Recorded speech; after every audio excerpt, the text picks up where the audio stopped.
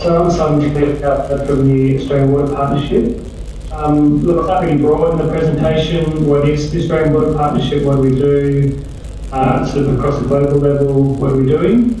And then delve into what we're doing in Southeast Asia and then in Vietnam.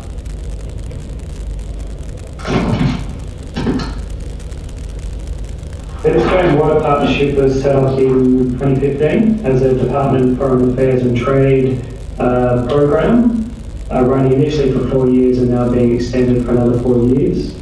And our vision is to enhance the sustainable management of water in the Indo-Pacific and beyond.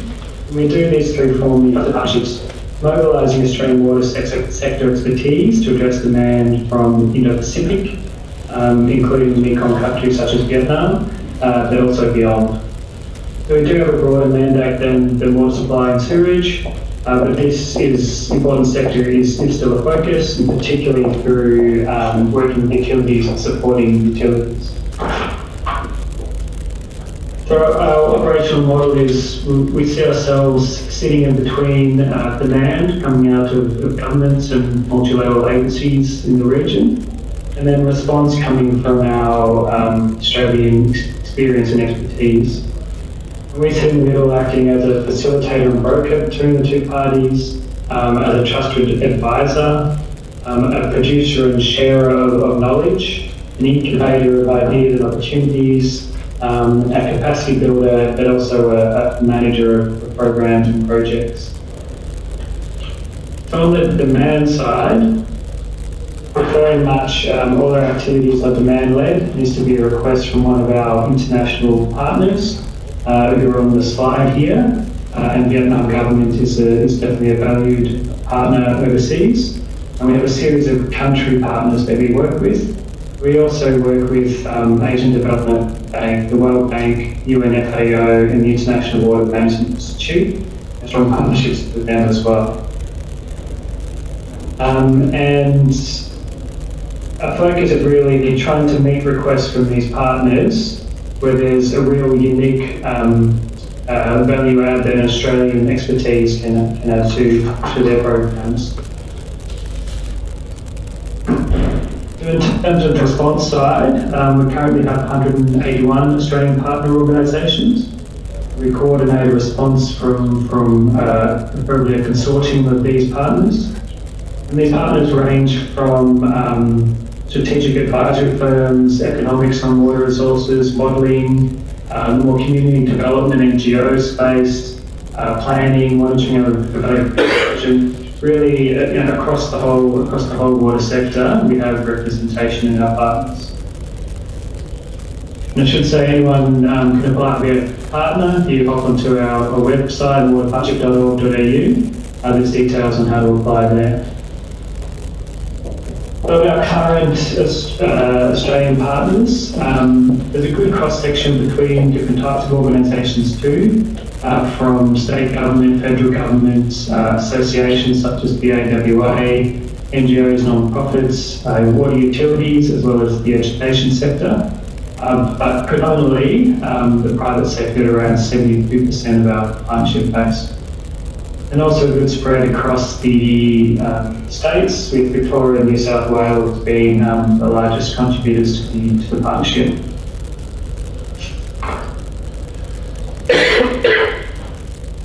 In terms of what we've been doing globally, so at global scale we'll look down to Southeast Asia and Vietnam. So far, since 2015, we've undertaken more than 150 development activities across 21 countries that focus on promoting effective water management policies, legislations, regulations, practices, tools and capacity. These activities include capacity development, guidance documents, design support, modelling support, information gathering and analysis, twinning and mentoring relationships, development of knowledge products on the Australian experience, and events to bring different key water stakeholders together. So we also work to provide opportunities to Australian partners outside of the projects that we fund. And so we've supported more than 50 water dialogue delegations, Some have been to Vietnam. Different scoping missions and Australian partners to support conferences in more than 18 countries. And so we've had more than 325 Australian partner staff involved in AWP activities, so really providing opportunities for Australian the water sector staff to be involved overseas as well, which we see as a real value add. And this map shows the spread globally last financial year, 2017-2018. And you can see that although we have bits and pieces outside of the Indo-Pacific, our real focus is in the Indo-Pacific, and about 90% of our demand-led activities have taken place in the Indo-Pacific. So focusing a bit more into Southeast Asia. So this map shows since the start of the program, our different activities in Southeast Asia. We've left Indonesia off this one, but we've also got a bit of stuff in Indonesia. The size of the bubble shows the extent of our engagement or support in the countries. We've supported more than 40 activities so far in Southeast Asia, totaling more than $6 million, focusing mainly in Myanmar, Thailand, Cambodia, Vietnam, a little bit into Indonesia, and it's working on work well. And the focus in Southeast Asia has mainly been on basin planning work, some institutional strengthening work, irrigation modernisation, and supporting water utilities. I'll highlight a few of the examples of Southeast that they're working on. One of our major programs has been in Myanmar, working on the State of the Basin Irrawaddy assessment, which is linking in with a large multi-$100 million World Bank program where they're going to do some basic planning for the Irrawaddy Basin, which covers like 75% of Myanmar, a very important basin for the country.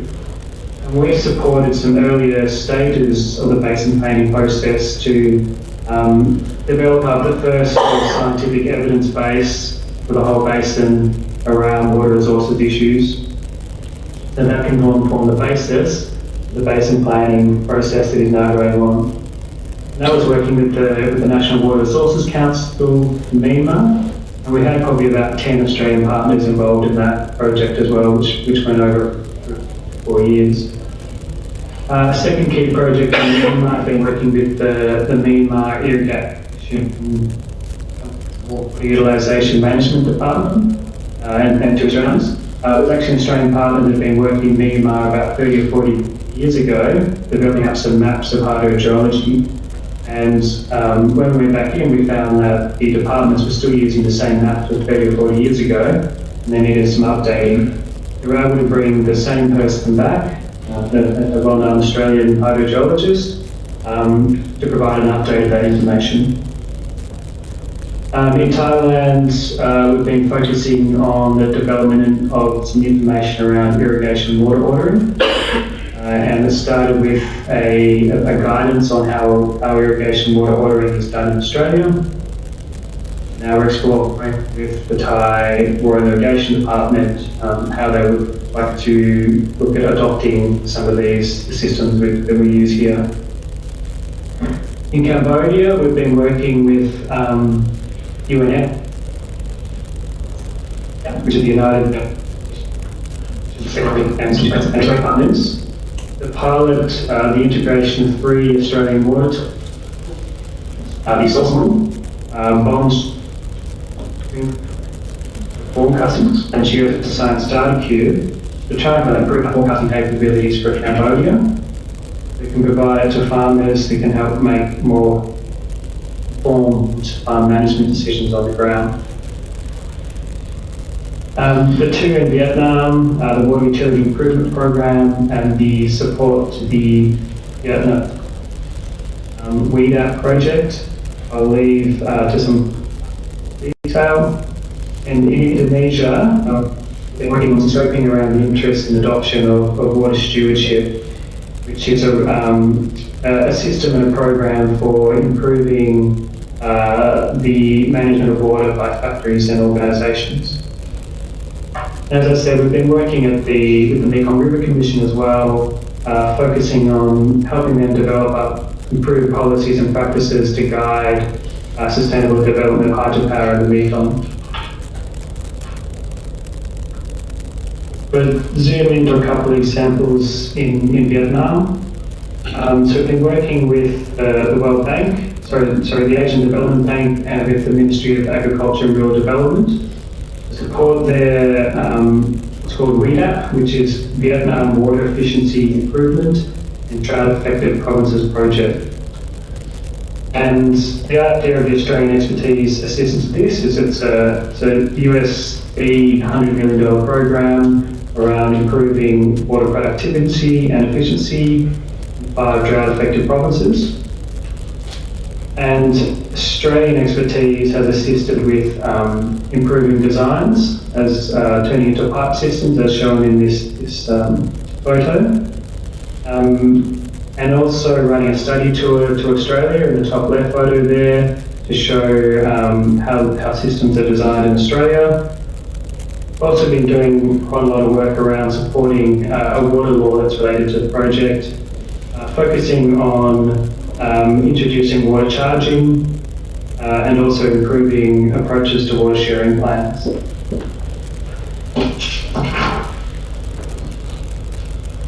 The final project to mention, I won't go into too much detail, is the Water Utility Improvement Program that Paul mentioned, where the AWA and the VWSA in Vietnam have coordinated 5 different utilities to come together for a twinning program. And as mentioned by Paul, they've been working on asset management, minimising non-water revenue and water safety plans for the 5 utilities in Vietnam, who combined serve over 16 million people. There's some real impact being seen on that one.